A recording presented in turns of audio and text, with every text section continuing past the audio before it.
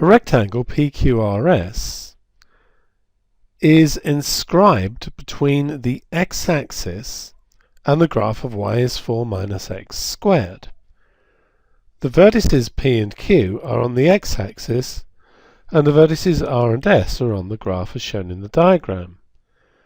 The coordinates of R are x, y. This is really important. Note that means that x is positive. Find the distance PQ in terms of x. Well, since this is the x-coordinate, this distance here must be x, and so must this distance here. So that's just going to be 2x. Find the distance QR in terms of x. Well, that's just going to be y, and we know that that is 4 minus x squared. Find the area of the rectangle PQRS in terms of x.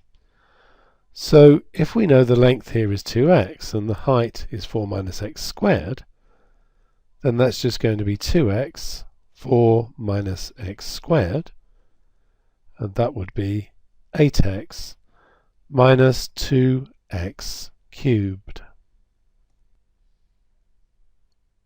We want to determine the maximum and minimum values x can take. Well, we know this is 4 minus x squared, so the intercept here would be 2.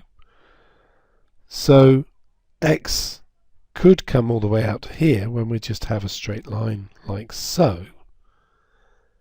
And so x has to be less than or equal to 2. Possibly strictly less than if we still want to keep a rectangle. And x could come all the way to here, in which case we'll just have a straight line this way again and not a rectangle. So greater than or equal to 0. You could say strictly 0 if we want to still have a rectangle. Use calculus to find the value of x for the maximum area of the rectangle and find the maximum area. So dA dx is 8 minus 8x squared.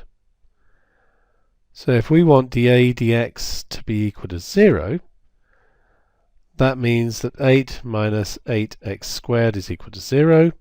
So 8x squared is equal to 8, x squared equals 1. And that of course means that x equals 1, since x is positive, as we discussed earlier on. So x is 1, and that means that the area is going to be 8 minus 2, which is 6.